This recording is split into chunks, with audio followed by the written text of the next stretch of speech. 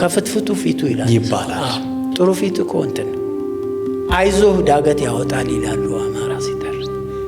አይዞህ አብሽር የሚልህ ሰው እኮ የሆነ ስሜት ይሰጣል፣ ብርታት አለው። እና ቅድም በዚህ ውስጥ የተሳተፉ በጣም ብዙ ናቸው። በስም በዝርዝር ብጠቅስ አንዱ ይቆጣል፣ የጠቀስከው ሰው ሊደሰት ይችላል።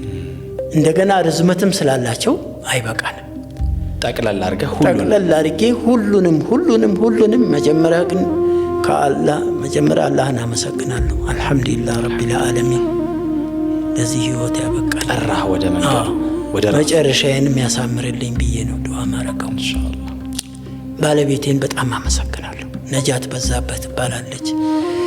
በጣም ትግል ያደረገች በህይወታችን ውስጥ እሷ ናት። በጣም በሴት አቅሟ እኔ ማረግ ሲገባኝ ማረግ አልቻልኩም።